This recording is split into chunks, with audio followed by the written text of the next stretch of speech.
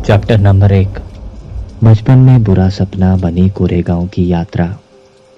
हमारा परिवार मूल रूप से बॉम्बे प्रेसिडेंसी की रत्नागिरी जिले में स्थित डापोली तालुके का निवासी है। ईस्ट इंडिया कंपनी का राज शुरू होने के साथ ही मेरे पुरखे अपने वंशानुगत धंधे को छोड़कर कंपनी की फौज में भर्ती हो गए थे। मेरे पिता ने भी परिवार की परंपरा के मुताबिक फौज में नौकरी कर ली। वे अफसर की रैंक तक पहुंचे और सूबेदार के पद से सेवानिवृत्त हुए। सेवानिवृत्त के बाद मेरे पिता परिवार के साथ डापोली गए ताकि वहां पर फिर से बस जाएं, लेकिन कुछ वजहों से उनका मन बदल गया। परिवार डापोली से सतारा आ गया, जहां हम 1904 तक रहे।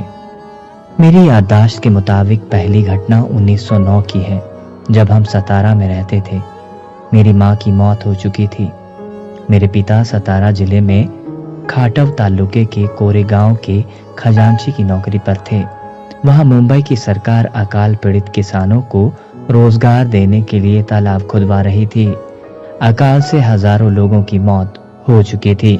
मेरे पिता जब कोरेगांव गए तो मुझे, मेरे बड़े भाई और मेरी बड़ी बहन के 2 बेटे बहन की मौत हो चुकी थी। मेरी बुआ और कुछ भले पड़ोसियों के जिम्मे छोड़ गए। मेरी बुआ काफी भली थी, लेकिन हमारी खास मदद नहीं कर पाती थी। वे कुछ नाटी थी और उनके पैरों में तकलीफ थी, जैसे वे बिना किसी सहारे के चल फिर नहीं पाती थी। अक्सर उन्हें उठा कर ले जाना पड़ता था। मेरी बहनें भी थी। उनकी शादी हो चुकी थी और वे अपने परिवार के साथ कुछ दूरी पर रहती थी। खाना पकाना हमारे लिए एक समस्या थी, खासकर इसलिए कि हमारी बुआ शारीरिक क्षमता के कारण काम नहीं कर पाती थी। हम 4 बच्चे स्कूल भी जाते थे और खाना भी पकाते थे, लेकिन हम रोटी नहीं बना पाते थे, इसलिए पुलाव से काम चलाते थे। पुलाव बनाना सबसे आसान था, क्योंकि चावल और गोश्त मिलाने से ज्यादा इसमें कुछ करना नहीं पड़ता था। मेरे पिता खजांची थे, इसलिए हमें देखने के लिए सतारे से आना उनके लिए संभव नहीं हो पाता था। इसलिए उन्होंने चिट्ठी लिखी कि हम गर्मियों की छुट्टियों में कोरेगांव आ जाएं। हम बच्चे ये सोचकर भी काफी उत्तेजित हो गए, क्योंकि तब तक हम में से किसी ने भी रेलगाड़ी नहीं देखी थी। भारी तैयारी हुई। सफर के लिए अंग्रेजी स्टाइल के नए कुर्ते, रंग बिरंगी नक्काशीदार टोपी, नए जूते, नई रेशमी किनारी वाली धोती खरीदी गई। मेरे पिता ने यात्रा का पूरा ब्यौरा लिखकर भेजा था और कहा था कि कब चलोगे ये लिख भेजना, ताकि वे रेलवे स्टेशन पर अपने चपरासी को भेज दें, जो हमें कोरेगांव तक ले जाएगा। इसी इंतजाम के साथ मैं, मेरा भाई और मेरी बहन का बेटा सतारा के लिए चल पड़े। रेलवे स्टेशन हमारे घर से 10 मील दूर था, इसलिए स्टेशन तक जाने के लिए तांगा किया गया। हम नए कपड़े पहनकर खुशी में झूमते हुए घर से निकले, लेकिन बुआ हमारी विदाई पर अपना दुख रोक नहीं सकी और जोर जोर से रोने लगी। हम स्टेशन पहुंचे तो मेरा भाई टिकट ले आया और उसने मुझे वो बहन के बेटे को रास्ते में खर्च करने के लिए 2 आना दिए।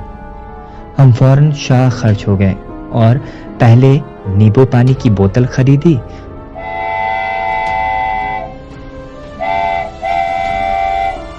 कुछ देर बाद गाड़ी ने सीटी बजाई तो हम जल्दी जल्दी चढ़ गए ताकि कहीं छूट न जाए।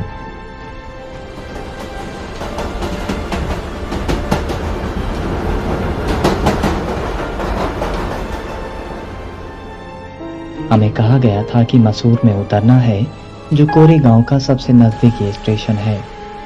ट्रेन शाम को 5 बजे मसूर में पहुंची और हम अपने सामान के साथ उतर गए। कुछ ही मिनटों में ट्रेन से उतरे सभी लोग अपने ठिकाने की ओर चले गए। हम 4 बच्चे प्लेटफॉर्म पर बच गए। हम अपने पिता या उनके चपरासी का इंतजार कर रहे थे। काफी देर बाद भी कोई नहीं आया। घंटा भर बीत गया तो स्टेशन मास्टर हमारे पास आया। उसने हमारा टिकट देखा और पूछा कि तुम लोग क्यों रुके हुए हो। हमने उन्हें बताया कि हमें कोरेगांव जाना है और हम अपने पिता या उनके चपरासी का इंतजार कर रहे हैं। हम नहीं जानते कि कोरेगांव कैसे पहुंचेंगे। हमने कपड़े लत्ते अच्छे पहने हुए थे और हमारी बातचीत से भी कोई नहीं पकड़ सकता था कि हम अछूतों के बच्चे हैं। इसलिए स्टेशन मास्टर को यकीन हो गया था कि हम ब्राह्मणों के बच्चे हैं। वे हमारी परेशानी से काफी दुखी हुए। लेकिन हिंदुओं में जैसा आम तौर पर होता है, स्टेशन मास्टर पूछ बैठा कि हम कौन हैं। मैंने बिना कुछ सोचे समझे तपाक से कह दिया कि हम महार हैं। बम्बई प्रेसिडेंसी में महार अछूत माने जाते हैं। वो दंग रह गया। अचानक उसके चेहरे के भाव बदलने लगे। हम उसके चेहरे पर तृष्णा का भाव साफ देख सकते थे। वो फौरन अपने कमरे की ओर चला गया। हम वहीं पर खड़े रहे। 20-25 मिनट बीत गए। सूरज डूबने ही वाला था। हम हैरान परेशान थे। यात्रा की शुरुआत वाली हमारी खुशी काफूर हो चुकी थी। हम उदास हो गए। करीब आधे घंटे बाद स्टेशन मास्टर लौटा और उसने हमसे पूछा कि तुम लोग क्या करना चाहते हो। हमने कहा कि अगर कोई बैलगाड़ी किराए पर मिल जाए तो हम कोरेगांव चले जाएंगे, और अगर बहुत दूर ना हो तो पैदल भी जा सकते हैं।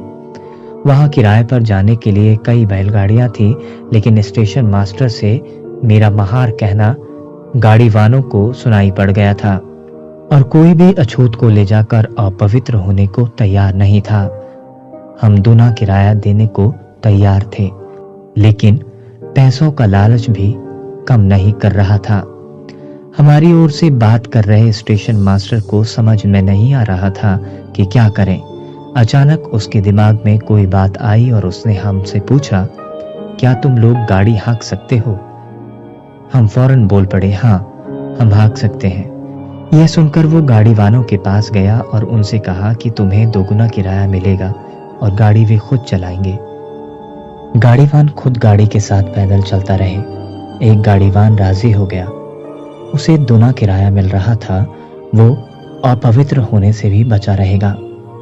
शाम करीब 6:30 बजे हम चलने को तैयार हुए, लेकिन हम इस बात से चिंतित थे कि अंधेरा होने से पहले हम कोरेगांव पहुंच पाएंगे कि नहीं।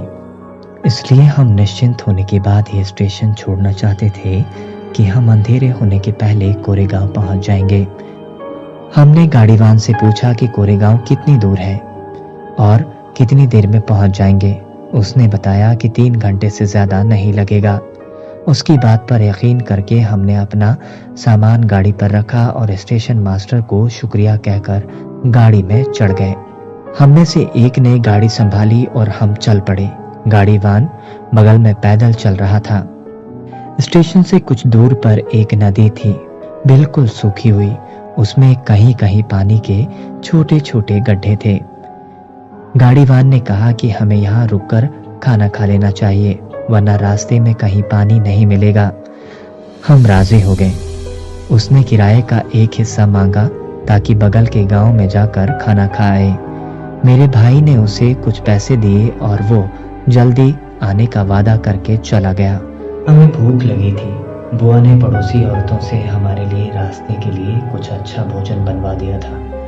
हमने टिफिन बॉक्स खोला और खाने लगे। अब हमें पानी चाहिए था।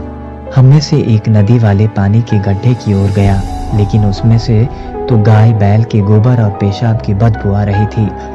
पानी के बिना हमने आधे पेट खाकर ही टिफिन बंद कर दिया और गाड़ीवान का इंतजार करने लगे।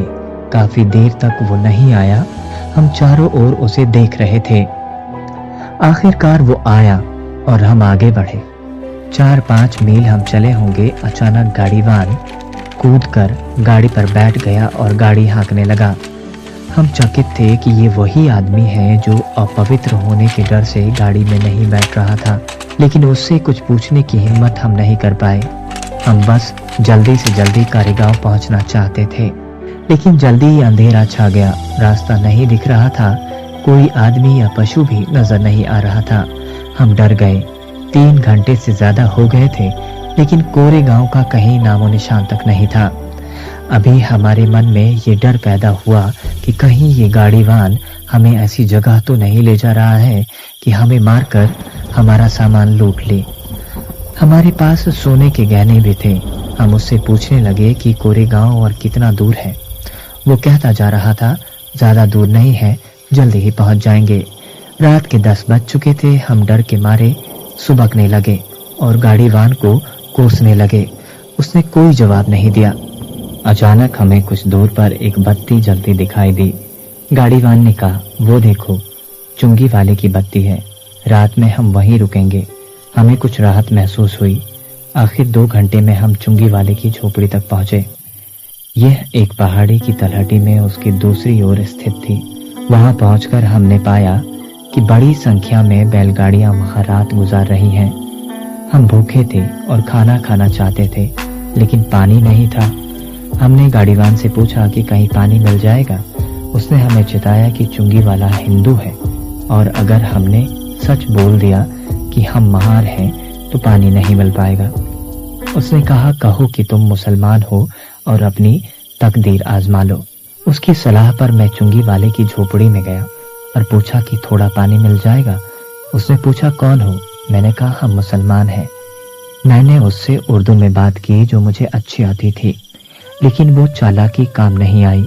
उसने रुखाई से कहा, तुम्हारे लिए यहाँ पानी किसने रखा है? पहाड़ी पर पानी है, जाओ वहां से ले आओ। मैं अपना समूह लेकर गाड़ी के पास लौट आया। मेरे भाई ने सुना तो कहा कि चलो सो जाओ। बैल खोल दिए गए और गाड़ी जमीन पर रख दी गई। हमने गाड़ी के निचले हिस्से में बिस्तर डाला और जैसे तैसे लेट गए। मेरे दिमाग में चल रहा था कि हमारे पास भोजन काफी है। भूख के मारे हमारे पेट में चूहे दौड़ रहे हैं, लेकिन पानी के बिना हमें भूखे सोना पड़ रहा है। और पानी इसलिए नहीं मिल सका क्योंकि हम अछूत हैं। मैं यही सोच रहा था कि मेरे भाई के मन में एक आशंका उभर आई। उसने कहा कि हम सभी को एक साथ नहीं सोना चाहिए, कुछ भी हो सकता है, इसलिए एक बार में 2 लोग सोएंगे और 2 लोग जागेंगे। इस तरह पहाड़ी के नीचे हमारी रात कटी। तड़के 5 बजे गाड़ीवान आया और कहने लगा कि हमें कोरेगांव के लिए चल देना चाहिए। हमने मना कर दिया और उससे 8 बजे चलने को कहा। हम कोई जोखिम नहीं उठाना चाहते थे। वो कुछ नहीं बोला। आखिर हम 8 बजे चले और 11 बजे कोरेगांव पहुंचे। मेरे पिता हम लोगों को देखकर हैरान थे। उन्होंने बताया कि उन्हें हमारे आने की कोई सूचना नहीं मिली थी। हमने कहा कि हमने चिट्ठी भेजी थी।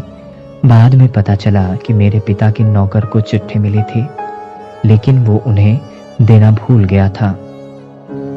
इस घटना की मेरे जीवन में काफी अहमियत है।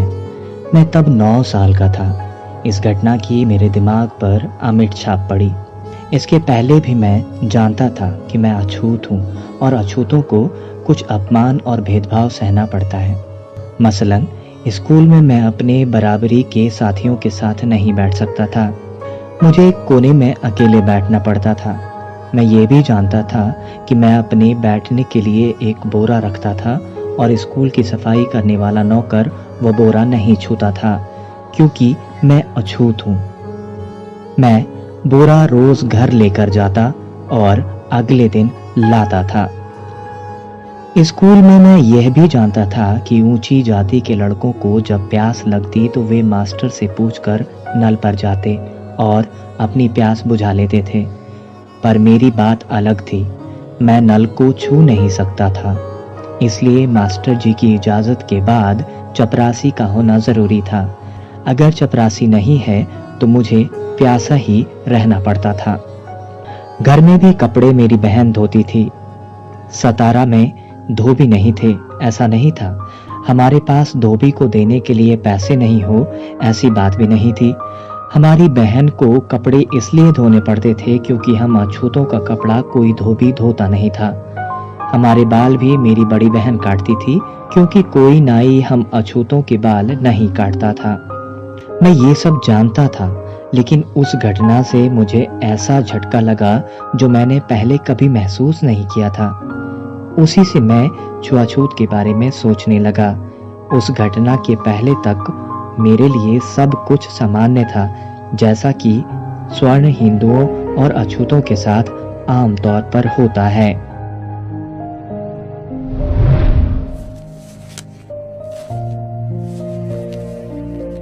अध्याय 2। पश्चिम से लौटकर आने के बाद बड़ौदा में रहने की जगह नहीं मिली। पश्चिम से मैं 1916 में भारत लौटा। महाराजा बड़ौदा की बदौलत में उच्च शिक्षा प्राप्त करने के लिए अमेरिका गया था।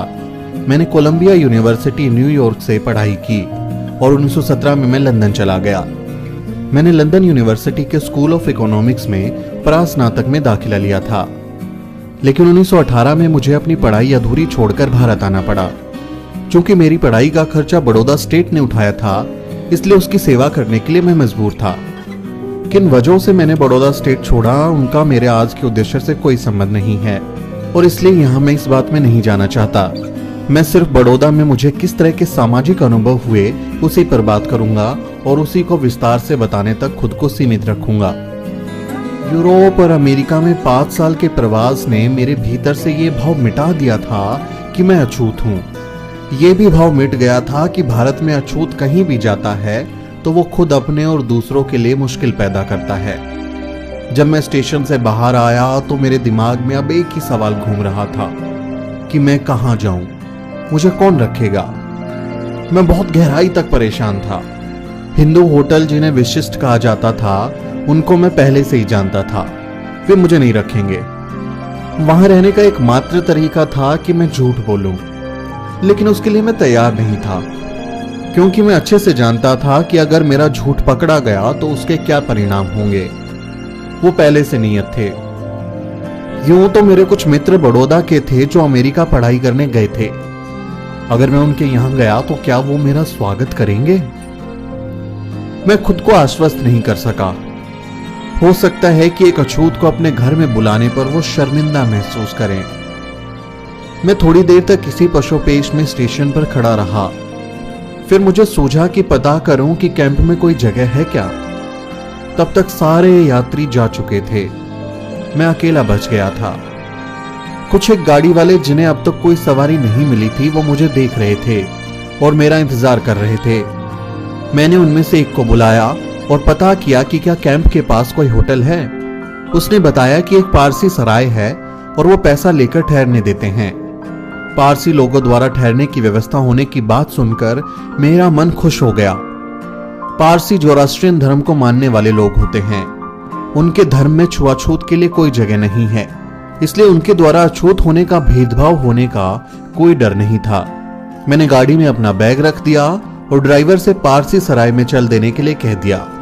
ये एक 2 मंजिला सराय थी। नीचे एक बुजुर्ग पारसी और उनका परिवार रहता था। वो ही इसकी देखरेख करते थे और जो लोग रुकने आते थे उनके खान पान की व्यवस्था करते थे। गाड़ी पहुंची। पारसी केयरटेकर ने मुझे ऊपर ले जाकर कमरा दिखाया। मैं ऊपर गया और इसी बीच गाड़ीवान ने मेरा सामान लाकर रख दिया। मैंने उसको पैसे देकर विदा कर दिया। मैं खुश था कि मेरे ठहरने की समस्या का समाधान हो गया है। मैं कपड़े खोल रहा था, थोड़ा सा आराम करना चाहता था। इसी बीच केयरटेकर एक किताब लेकर ऊपर आया। उसने जब मुझे देखा कि मैंने सदरी और धोती, जो कि खास पारसी लोगों के कपड़े पहनने का तरीका है, नहीं पहना था, तो उसने तीखी आवाज में मुझसे मेरी पहचान पूछी। मुझे मालूम नहीं था कि यह पारसी सराय सिर्फ पारसी समुदाय के लोगों के लिए थी। मैंने बता दिया कि मैं हिंदू हूं। वो अचंभित था और उसने सीधे कह दिया कि मैं वहां नहीं ठहर सकता। मैं सख्ते में आ गया और पूरी तरह शांत रहा। फिर वही सवाल मेरी ओर लौट आया कि कहां जाऊं। मैंने खुद को संभालते हुए कहा कि भले ही हिंदू हूं, लेकिन अगर उन्हें कोई परेशानी नहीं है तो मुझे यहां ठहरने में कोई दिक्कत नहीं है। उसने जवाब दिया कि तुम यहां कैसे ठहर सकते हो? मुझे सराय में ठहरने वालों का ब्यौरा रजिस्टर में दर्ज करना पड़ता है। मुझे उनकी परेशानी समझ में आ रही थी।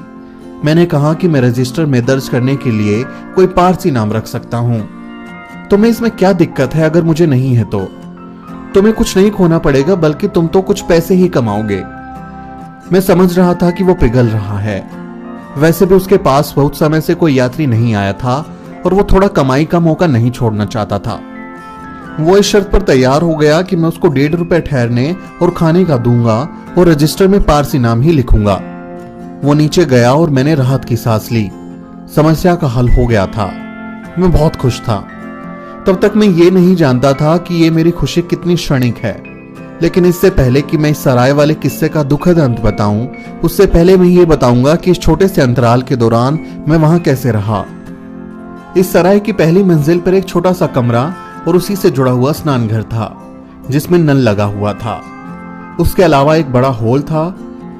जब तक मैं वहां रहा बड़ा हॉल हमेशा टूटी कुर्सियों और बेंच जैसे कबाड़ से भरा रहा। इसी सब के बीच में अकेले यहां रहा।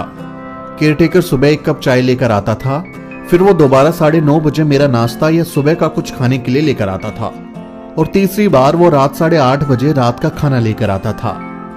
केयरटेकर तभी आता था जब बहुत जरूरी हो जाता था, और इनमें से किसी भी मौके पर वो मुझसे बात करने से बचता था। खैर किसी तरह ये दिन बीते। महाराजा बड़ौदा की ओर से महालेखागार ऑफिस में मेरी प्रशिक्षक की नियुक्ति हो गई। मैं ऑफिस जाने के लिए सराय को 10 बजे छोड़ देता था और रात को तकरीबन 8 बजे लौटता था, और जितना हो सके कंपनी के दोस्तों के साथ ही समय व्यतीत करता था। सराय में वापस लौट के रात बिताने का विचार ही मुझे डराने लगता था। मैं वहां सिर्फ इसलिए लौटता था क्योंकि इस आकाश तले मुझे कोई और ठौर नहीं था। ऊपर वाली मंजिल के कमरे में कोई भी दूसरा इंसान नहीं था जिससे मैं कुछ बात कर पाता। मैं बिल्कुल अकेला था। पूरा हॉल घुप अंधेरे में रहता था। वहां कोई बिजली का बल्ब, यहां तक कि तेल की बत्ती तक नहीं थी जिससे अंधेरा थोड़ा कम लगता। केयरटेकर मेरे इस्तेमाल के लिए एक छोटा सा दीपक लेकर आता था जिसकी रोशनी बमुश्किल कुछ इंच तक ही जाती थी। मुझे लगता था कि मुझे सजा मिली है। मैं किसी इंसान से बात करने के लिए तड़पता था, लेकिन वहां कोई नहीं था। आदमी न होने की वजह से मैंने किताबों का साथ लिया और उन्हें पढ़ता गया। मैं पढ़ने में इतना डूब गया कि अपनी तन्हाई भूल गया।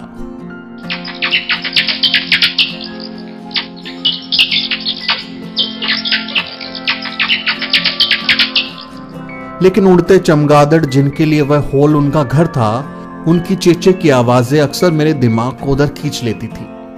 मेरे भीतर तक सिहरन दौड़ जाती थी, और जो बात मैं भूलने की कोशिश कर रहा था वो मुझे फिर से याद आ जाती थी कि मैं एक अजनबी परिस्थिति में एक अजनबी जगह पर हूं। कई बार मैं बहुत गुस्से में भर जाता था।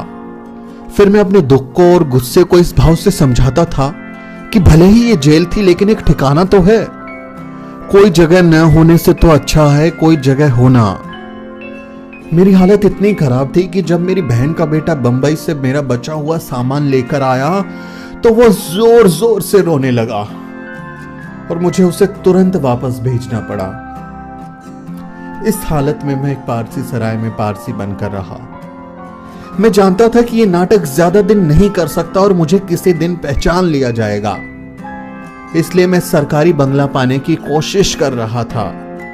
लेकिन प्रधानमंत्री ने मेरी याचिका पर उस गहराई से ध्यान नहीं दिया जैसी मुझे जरूरत थी। मेरी याचिका एक अफसर से दूसरे अफसर तक जाती रही। इससे पहले कि मुझे निश्चित उत्तर मिलता, मेरे लिए वो भयावह दिन आ गया। वो सराय में 11वां दिन था। मैंने सुबह का नाश्ता कर लिया था और तैयार हो गया था और कमरे से ऑफिस के लिए निकलने ही वाला था। दरअसल रात भर के लिए जो किताबें मैंने पुस्तकालय से उधार ली थी उनको उठा रहा था कि तभी मैंने सीढ़ी पर कई लोगों के आने की आवाज सुनी।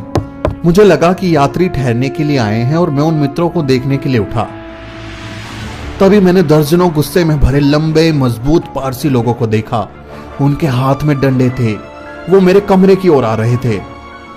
मैंने समझ लिया कि यात्री नहीं है और इसका सबूत उन्होंने दे भी दिया। वो सभी लोग मेरे कमरे में इकट्ठा हो गए और उन्होंने मेरे ऊपर सवालों की बौछार कर दी। कौन हो तुम? तुम यहां क्यों आए हो? बदमाश आदमी, तुमने पारसी सराय को गंदा कर दिया। मैं खामोश खड़ा रहा। मैं कोई उत्तर नहीं दे सका। मैं इस झूठ को ठीक नहीं कह सका। यह वास्तव में एक धोखा था और धोखा पकड़ा गया। मैं ये जानता था कि अगर मैं इस खेल को इस कट्टर पारसी भीड़ के आगे जारी रखता तो वो मेरी जान लेकर छोड़ते। मेरी चुप्पी और खामोशी ने मुझे इस अंजाम तक पहुंचने से बचा लिया। कमरा कब खाली करोगे? एक ने मुझसे पूछा।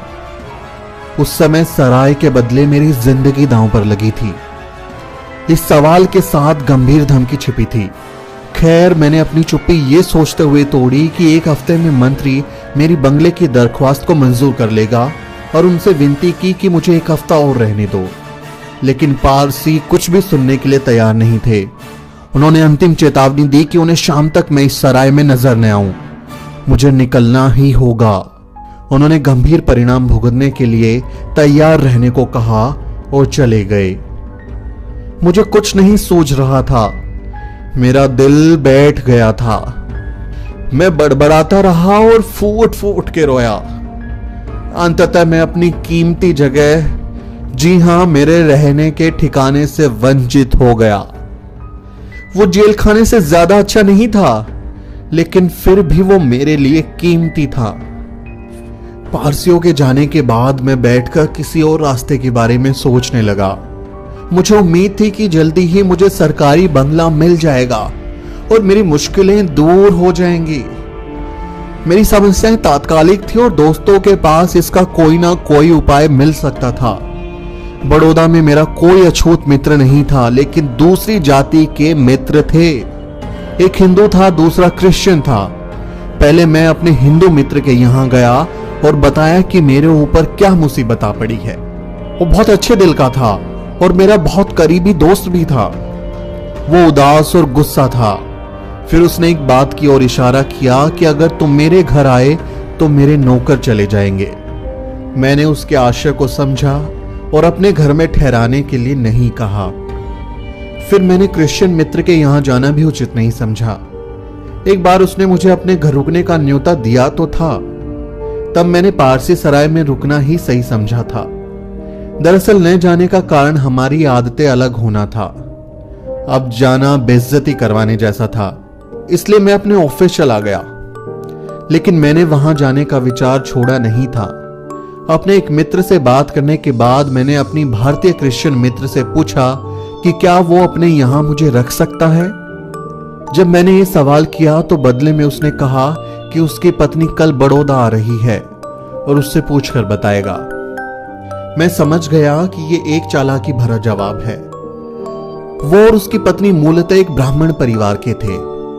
क्रिश्चियन होने के बाद भी पति तो उदार हुआ, लेकिन पत्नी अभी भी कट्टर थी और किसी अछूत को घर में नहीं ठहरने दे सकती थी। उम्मीद की ये किरण भी बुझ गई। उस समय शाम के 4 बज रहे थे जब मैं भारतीय क्रिश्चियन मित्र के घर से निकला था। मैं कहां जाऊं? मेरे लिए विराट सवाल था। मुझे सराय छोड़नी ही थी, लेकिन कोई मित्र नहीं था जहां मैं जा सकता था। केवल एक विकल्प था कि मैं बंबई वापस लौट जाऊं। बड़ौदा से बंबई की रेलगाड़ी रात 9 बजे को थी। 5 घंटे बिताने थे मुझे। कहां बिताऊं? क्या सराय में जाना चाहिए? क्या दोस्तों के यहां जाना चाहिए? मैं सराय में वापस जाने का साहस नहीं जुटा पाया। मुझे डर था कि पारसी फिर से इकट्ठा होकर मेरे ऊपर हमला कर देंगे। मैं अपने मित्रों के यहां भी नहीं गया। भले ही मेरी हालत बहुत दयनीय थी, लेकिन मैं दया का पात्र नहीं बनना चाहता था। मैंने शहर के किनारे स्थित कमाथी बाग, सरकारी बाग में समय बिताना तय किया। मैं वहां कुछ अनमनस्क भाव से बैठा और कुछ इस उदासी से कि मेरे साथ ये क्या घटा। मैंने अपने माता पिता के बारे में, जब हम बच्चे थे उन दिनों के बारे में और बदतर दिनों के बारे में सोचा। 8 बजे रात को मैं बाग से बाहर आया और सराय के लिए गाड़ी ली, अपना सामान लिया। ना तो केयरटेकर और ना ही मैं, दोनों ने एक दूसरे से कुछ नहीं कहा। वो कहीं ना कहीं खुद को मेरी हालत के लिए जिम्मेदार मान रहा था। मैंने उसका बिल चुकाया, उसने खामोशी से उसको लिया और चुपचाप चला गया। मैं बड़ौदा बड़ी उम्मीदों से गया था और उसके लिए कई दूसरे बड़े मौके भी ठुकराए थे। ये युद्ध का समय था। भारतीय सरकारी शिक्षण संस्थानों में कई पद रिक्त थे। मैं कई प्रभावशाली लोगों को लंदन में जानता था, लेकिन मैंने उनमें से किसी की मदद नहीं ली। मैंने सोचा कि मेरा पहला फर्ज महाराजा बड़ौदा के लिए अपनी सेवाएं देना है, जिन्होंने मेरी शिक्षा का प्रबंध किया था। यहां मुझे कुल 11 दिनों के भीतर बड़ौदा से बंबई जाने के लिए मजबूर होना पड़ा। वो दृश्य जिसमें मुझे दर्जनों पारसी लोग डंडे लेकर मेरे सामने डराने वाले अंदाज में खड़े हैं और मैं उनके सामने भयभीत नजरों से दया की भीख मांगता खड़ा हूं, वो 18 साल बाद भी धूमिल नहीं हो सका। मैं आज भी उसको जस का तस याद कर सकता हूं और ऐसा कभी नहीं हुआ होगा कि उस दिन को याद किया और मेरी आंखों में आंसू ना आए हों। उस समय मैंने ये जाना था कि जो आदमी हिंदुओं के लिए अछूत है वो पारसियों के लिए भी अछूत है।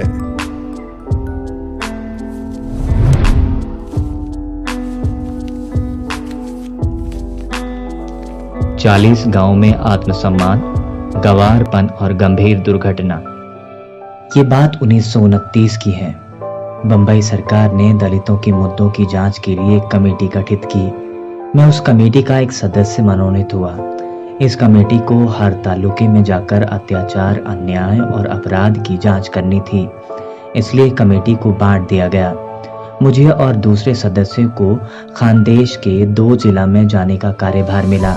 मैं और मेरे साथी काम खत्म करने के बाद अलग अलग हो गए। वो किसी हिंदू संत से मिलने चला गया और मैं बंबई के लिए रेलगाड़ी पकड़ने निकल गया। मैं दुलिया लाइन पर चालीसा गांव के एक गांव में एक कांड की जांच के लिए उतर गया। यहाँ पर हिंदुओं ने अछूतों के खिलाफ सामाजिक बहिष्कार किया हुआ था। 40 गांव के अछूत स्टेशन पर मेरे पास आ गए और उन्होंने अपने यहाँ रात रुकने का अनुरोध किया। मेरी मूल योजना सामाजिक बहिष्कार की घटना की जांच करके सीधे जाने की थी, लेकिन वो लोग बहुत इच्छुक थे और मैं वहां रुकने के लिए तैयार हो गया। मैं गांव जाने के लिए दुलिया की रेलगाड़ी में बैठ गया और घटना की जांच की और अगली रेल से 40 गांव वापस आ गया। मैंने देखा कि 40 गांव स्टेशन पर अछूत दलित मेरा इंतजार कर रहे हैं। मुझे फूलों की माला पहनाई गई। स्टेशन से महारवाड़ा अछूतों का घर 2 मील दूर था। वहां पहुंचने के लिए एक नदी पार करनी पड़ी थी, जिसके ऊपर एक नाला बना था। स्टेशन पर कई घोड़ा गाड़ी किराए पर जाने के लिए उपलब्ध थी। महारवाड़ा पैदल की दूरी पर था। मैंने सोचा कि सीधे महारवाड़ा जाएंगे, लेकिन उस ओर कोई हलचल नहीं हो रही थी। मैं समझ नहीं पाया कि मुझे इंतजार क्यों करवाया जा रहा है। तकरीबन 1 घंटा इंतजार करने के बाद प्लेटफॉर्म पर एक घोड़ा गाड़ी लाई गई और मैं बैठा। मैं और चालक गाड़ी पर सिर्फ 2 लोग थे। दूसरे लोग नजदीक वाले रास्ते से पैदल चले गए। तांगा मुश्किल से 200 गज चला होगा कि एक गाड़ी से तकरीबन भिड़ गया। मुझे बड़ी हैरत हुई क्योंकि चालक, जो कि रोज तांगा चलाता होगा, इतना नौसिखिया जैसे चला रहा था। ये दुर्घटना इसलिए टल गई क्योंकि पुलिस वाले के जोर से चिल्लाने से कार वाले ने गाड़ी पीछे कर लिया। खैर, हम किसी तरह नदी पर बने नाले की तरफ आ गए। उस पुल के किनारे पर कोई दीवार नहीं थी। कुछ पत्थर 10-5 फीट की दूरी पर लगाए गए थे। जमीन भी पथरीली थी। नदी पर बना नाला शहर की ओर था, जिधर से हम लोग आ रहे थे। नाले से सड़क की ओर एक तीखा मोड़ लेना था। नाले के पत्थर के पास घोड़ा सीधे ना जाके तेजी से मुड़ गया और उछल पड़ा। टांगे के पहिए किनारे लगे पत्थरों पर इस तरह फंस गए कि मैं उछल पड़ा और नाले के पथरीली जमीन पर गिर पड़ा। घोड़ा और गाड़ी नाले से सीधे नदी में जा गिरे। मैं इतनी तेज गिरा कि अचेत हो गया। महारवाड़ा नदी के ठीक उस पार था। जो लोग स्टेशन पर मेरा स्वागत करने आए थे, वो मुझसे पहले पहुंच गए थे। मुझे उठाकर रोते बिलखते बच्चों और स्त्री पुरुषों के बीच से महारवाड़ा ले जाया गया। मुझे कई जगह चोट लगी थी। मेरा पैर टूट गया था और मैं कई दिन तक चल फिर नहीं पाया। मैं समझ नहीं सका कि ये सब कुछ कैसे हुआ। तांगा रोज उसी रास्ते से आता जाता था और चालक से कभी उस तरह की गलती नहीं हुई। स्टेशन पर देर इसलिए हुई क्योंकि कोई गाड़ीवान अछूत को अपनी गाड़ी में लाने के लिए तैयार नहीं था। ये उनकी शान के खिलाफ था। महार लोग ये बर्दाश्त नहीं कर सकते थे कि मैं उनके घर तक पैदल जाऊं। ये उनके लिए मेरी शान के खिलाफ था। उन्हें बीच का रास्ता मिला। वो बीच का रास्ता था कि तांगे का मालिक अपना तांगा किराए पर दे देगा, लेकिन खुद नहीं चलाएगा। महार लोग तांगा ले सकते थे। महारों ने सोचा कि ये सही रहेगा, लेकिन वो भूल गए कि सवारी की गरिमा से ज्यादा उसकी सुरक्षा महत्वपूर्ण है। अगर उन्होंने इस पर सोचा होता तो वो भी देखते कि क्या वो ऐसा चालक ढूंढ सकते हैं जो सुरक्षित पहुंचा पाए। सच तो ये था कि उनमें से कोई भी गाड़ी चलाना नहीं जानता था, क्योंकि ये उनका पेशा नहीं था। उन्होंने अपने में से किसी से गाड़ी चलाने के लिए पूछा। एक ने गाड़ी की लगाम ये सोचकर थाम ली कि इसमें कुछ नहीं रखा, लेकिन जैसे ही उसने मुझे बिठाया, वो इतनी बड़ी जिम्मेदारी के बारे में सोचकर नर्वस हो गया और गाड़ी उसके काबू से बाहर हो गई। मेरी शान के लिए 40 गांव में महार लोगों ने मेरी जिंदगी दांव पर लगा दी। उस वक्त मैंने जाना कि एक हिंदू तांगे वाले की भी, भले ही वो खटने का काम करता हो, एक गरिमा है। वो खुद को एक ऐसा इंसान समझ सकता है जो किसी अछूत से ज्यादा ऊंचा है। इससे भी कोई फर्क नहीं पड़ता कि वो अछूत सरकारी वकील है।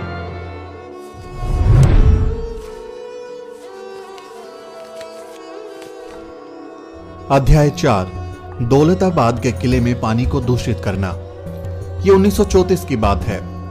दलित तबके से आने वाले आंदोलन के मेरे कुछ साथियों ने मुझे साथ घूमने चलने के लिए कहा था। मैं तैयार हो गया। ये तय हुआ कि हमारी योजना में कम से कम वेरुल की बौद्ध गुफाएं शामिल हों। ये तय किया गया कि पहले मैं नासिक जाऊंगा, वहां पर बाकी लोग मेरे साथ हो लेंगे। वेरुल जाने के बाद हमें औरंगाबाद जाना था। औरंगाबाद हैदराबाद का मुस्लिम राज्य था। ये हैदराबाद के महामहिम निजाम के इलाके में आता था। औरंगाबाद के रास्ते में पहले हमें दौलताबाद नाम के कस्बे से गुजरना था। यह हैदराबाद राज्य का ही हिस्सा था। दौलताबाद एक ऐतिहासिक स्थान है और एक समय में यह प्रसिद्ध हिंदू राजा रामदेव राय की राजधानी थी। दौलताबाद का किला प्राचीन ऐतिहासिक इमारत है। ऐसे में कोई भी यात्री उसे देखने का मौका नहीं छोड़ता। और इसी तरह हमारी पार्टी के लोगों ने भी अपने कार्यक्रम में किले को देखना शामिल कर लिया। हमने कुछ बस और यात्री कार किराए पर ली। हम लोग तकरीबन 30 लोग थे। हमने नासिक से येवला तक की यात्रा की। येवला औरंगाबाद के रास्ते में पड़ता है। हमारी यात्रा की घोषणा नहीं की गई थी। जाने बुझे तरीके से चुपचाप योजना बनी थी। दरअसल हम कोई बवाल खड़ा नहीं करना चाहते थे और उन परेशानियों से बचना चाहते थे जो एक अछूत को इस देश के दूसरे हिस्सों में उठानी पड़ती हैं। हमने अपने लोगों को भी जिन जगहों पर हमें रुकना था वही जगह बताई थी।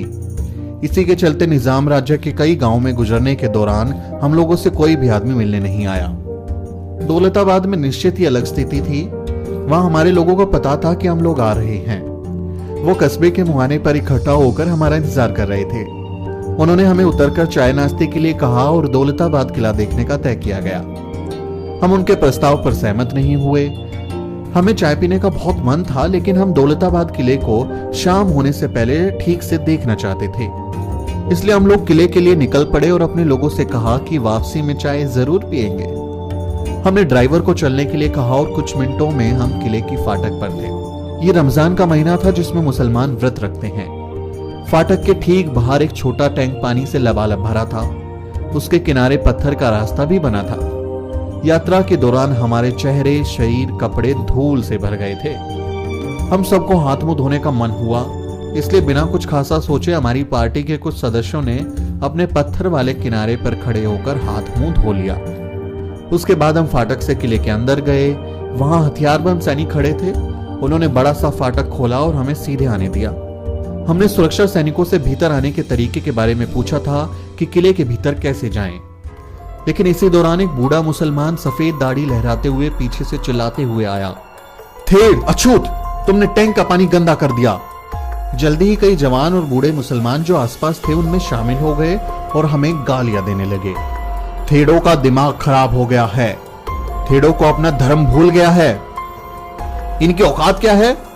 थेड़ों को सबक सिखाने की जरूरत है। उन्होंने डराने वाला रवैया अख्तियार कर लिया।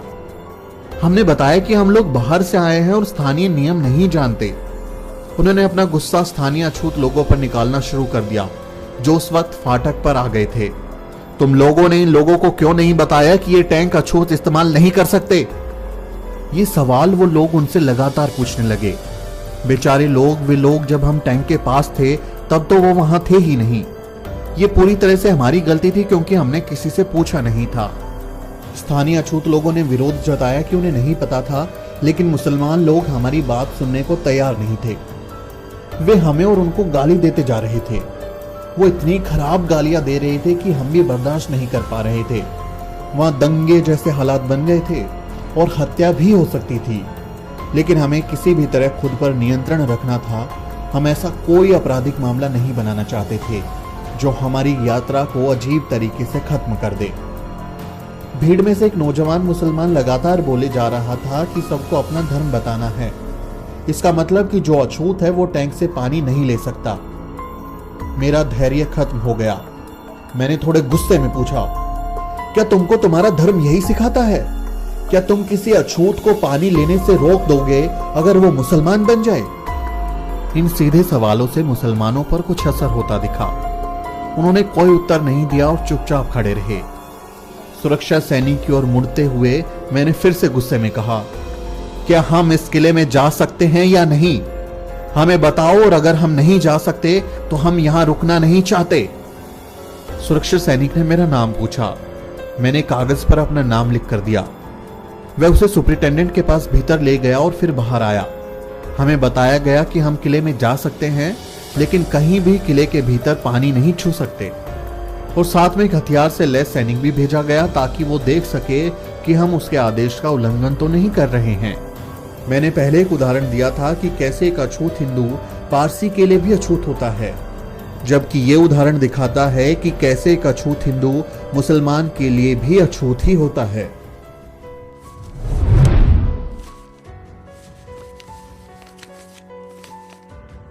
Chapter number 5।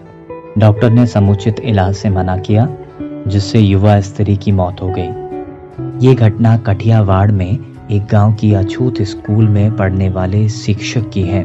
मिस्टर गांधी द्वारा प्रकाशित जनरल यंग इंडिया में ये घटना एक पत्र के माध्यम से 12 दिसंबर 1929 को सामने आई। इसमें लेखक ने अपने निजी अनुभव से बताया कि कैसे उसकी पत्नी, जिसने अभी बच्चे को जन्म दिया था, हिंदू डॉक्टर के ठीक से उपचार नहीं करने के चलते मर गई। पत्र कहता है, इस महीने की 5 तारीख को मेरा बच्चा हुआ था और 7 तारीख को मेरी बीवी बीमार हो गई। उसको दस्त शुरू हो गई। उसकी नब्ज धीमी हो गई और छाती फूलने लगी। उसको सांस लेने से तकलीफ होने लगी और पसलियों में तेज दर्द होने लगा। मैं एक डॉक्टर को बुलाने गया, लेकिन उसने कहा कि वो एक हरिजन के घर नहीं जाएगा और ना ही वो बच्चे को देखने के लिए तैयार हुआ। तब मैं वहां से नगर सेठ और गारीसाए दरबार गया और उनसे मदद की भीख मांगी। नगर सेठ ने आश्वासन दिया कि मैं डॉक्टर को 2 रुपए दे दूंगा। तब जाकर डॉक्टर आया, लेकिन उसने इस शर्त पर मरीज को देखा कि वो हरिजन बस्ती के बाहर मरीज को देखेगा। मैं अपनी बीवी और नन्हे बच्चे को लेकर बस्ती के बाहर आया। तब डॉक्टर ने अपना थर्मामीटर एक मुसलमान को दिया और उसने मुझे दिया और मैंने अपनी बीवी को। फिर उसी प्रक्रिया में थर्मामीटर वापस किया। ये तकरीबन रात के 8 बजे की बात है। बत्ती की रोशनी में थर्मामीटर को देखते हुए डॉक्टर ने कहा कि मरीज को निमोनिया हो गया है। उसके बाद डॉक्टर चला गया और दवाइयां भेजी। मैं बाजार से कुछ लिनसीड खरीद कर ले आया और मरीज को लगाया। बाद में डॉक्टर ने मरीज को देखने से इनकार कर दिया, जबकि मैंने उनको 2 रुपए दिए थे। बीमारी खतरनाक थी। अब केवल भगवान ही हमारी मदद कर सकता था। मेरी जिंदगी की लौ बुझ गई। आज दोपहर 2 बजे उसकी मृत्यु हो गई। उस अछूत शिक्षक का नाम नहीं दिया हुआ है और इसी तरह से डॉक्टर का भी नाम नहीं लिखा हुआ है। अछूत शिक्षक ने बदले की कार्यवाही के डर के कारण नाम नहीं दिया, लेकिन तथ्य एकदम सही है। इसके लिए किसी स्पष्टीकरण की आवश्यकता नहीं। पढ़ा लिखा होने के बावजूद डॉक्टर ने बुरी तरह से बीमार औरत को खुद थर्मामीटर लगाने से मना कर दिया और उसके मना करने के कारण ही औरत की मृत्यु हुई। उसके मन में बिल्कुल भी उथल पुथल नहीं हुई कि वो जिस पेशे से बंधा हुआ है उसके कुछ नियम कानून हैं। हिंदू किसी अछूत को छूने की बजाय अमानवीय होना पसंद करेंगे।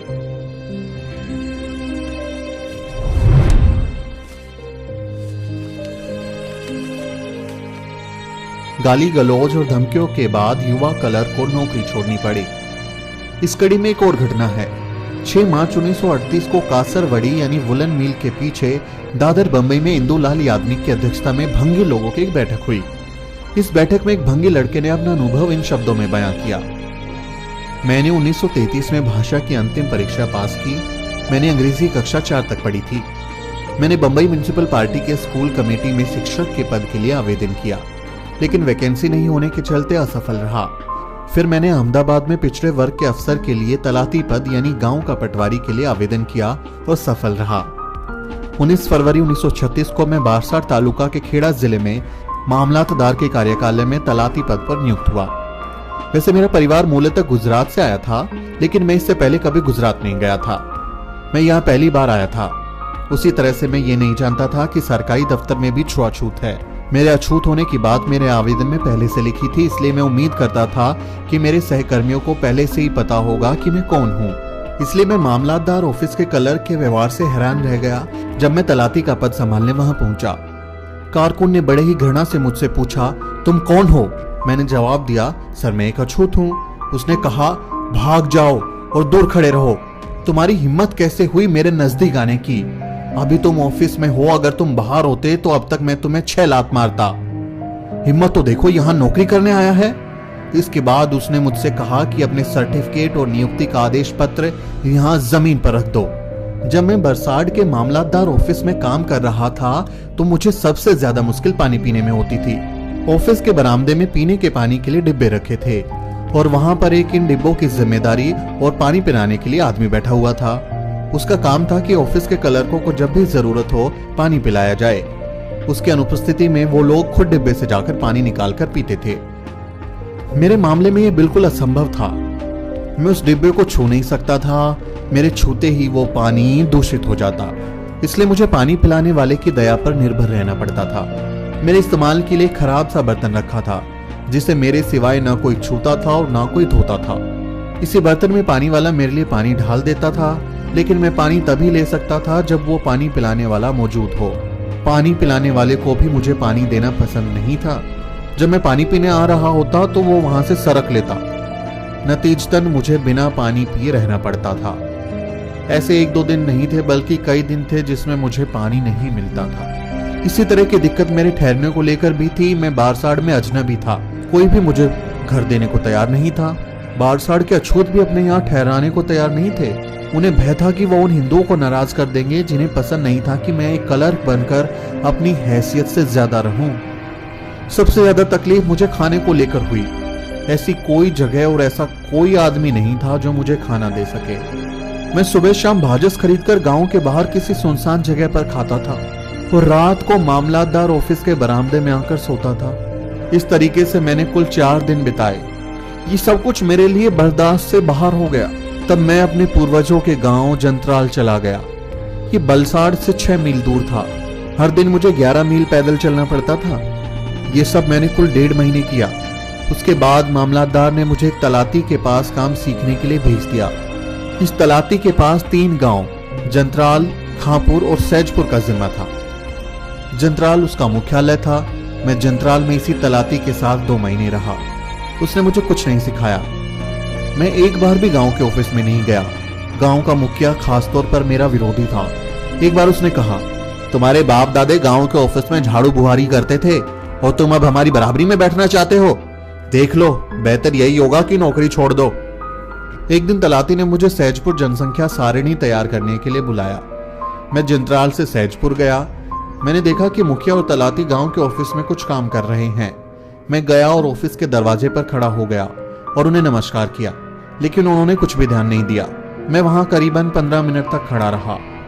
मैं इस जिंदगी से वैसे ही तंग आ गया था और इस अपमान और उपेक्षा से और भी परेशान हो गया था। मैं वहां पास में पड़ी कुर्सी पर बैठ गया। मुझे कुर्सी पर बैठा देख मुखिया और तलाती मुझसे बिना कुछ कहे वहां से चले गए। थोड़ी देर बाद वहां लोग आना शुरू हो गए और जल्द ही एक बड़ी भीड़ मेरे इर्द गिर्द इकट्ठा हो गई। इस भीड़ का नेतृत्व गांव के पुस्तकालय का पुस्तकालय अध्यक्ष कर रहा था। मैं समझ नहीं सका कि क्यों एक पढ़ा लिखा आदमी इस भीड़ का नेतृत्व कर रहा है। मैं थोड़ी देर बाद समझा कि यह कुर्सी उसकी थी। वो मुझे बुरी तरह से गालियां दे रहा था। रवानिया यानी गांव के नौकर की ओर देखकर वो बोलने लगा, किस गंदे भंगे कुत्ते को किसने कुर्सी पर बैठने का आदेश दिया? रवानिया ने मुझे कुर्सी से उठाया और मुझसे कुर्सी लेकर चला गया। मैं जमीन पर बैठ गया। उसके बाद भीड़ गांव के ऑफिस में घुस गई और उसने मुझे घेर लिया। वो एक गुस्से से सुलगती हुई भीड़ थी। कुछ लोग मुझे गाली दे रहे थे, कुछ लोग मुझे धमकी दे रहे थे कि वो मुझे धारिया यानी गंडासा से टुकड़े टुकड़े कर देंगे। मैंने उनसे याचना की कि मुझे माफ कर दें, मेरे ऊपर रहम करें। इससे उस भीड़ पर कोई फर्क नहीं पड़ा। मुझे समझ नहीं आया कि मैं अपना जीवन कैसे बचाऊं। मेरे दिमाग में एक विचार कौंधा कि मैं मामलादार को अपने ऊपर बीती है उसे लिखकर बताऊं और ये भी बताऊं कि अगर ये भीड़ मुझे मार डालती है तो मेरे शरीर का कैसे अंतिम संस्कार करें। फिलहाल यही मेरी उम्मीद थी कि अगर उस भीड़ को पता चल गया कि मैं मामलादार को इस घटना के बारे में बता रहा हूं तो वे शायद अपना हाथ रोक ले। मैंने रवानिया से कागज लाने को कहा। वो कागज लेकर आया। फिर मैंने अपनी पेन से बड़े बड़े शब्दों में लिखना शुरू किया ताकि सब लोग उसे पढ़ सकें। सेवा में मामलादार तालुका बरसाड़ महोदय, परमार कालिदास शिवराम की ओर से नमस्कार स्वीकार हो। मैं आपको आदरपूर्वक सूचित करता हूं कि आज मेरे ऊपर मृत्यु आन पड़ी है। अगर मैं अपने माता पिता की बात सुनता तो ऐसा कभी नहीं होता। आपका बड़ा उपकार होगा यदि आप मेरे माता पिता को मेरी मृत्यु के बारे में सूचित कर दें। पुस्तकालय अध्यक्ष ने मेरे लिखे को पढ़ा और उसको फाड़ने का आदेश दिया। इस पर मैंने उसे फाड़ दिया। उन्होंने मेरी बहुत बेइज्जती की। तुम अपने आप को हमारा तलाती कहकर संबोधित करना चाहते हो? तुम एक भंगी हो, ऑफिस में बैठना चाहते हो, कुर्सी पर बैठना चाहते हो। मैंने उनसे दया की भीख मांगी और वादा किया कि ऐसा कभी नहीं करूंगा, और ये भी वादा किया कि मैं नौकरी ही छोड़ दूंगा। मैं वहां रात के 7 बजे तक भीड़ के छट जाने तक रोका गया। तब तक तलाती और मुखिया दोनों नहीं आए। उसके बाद मैंने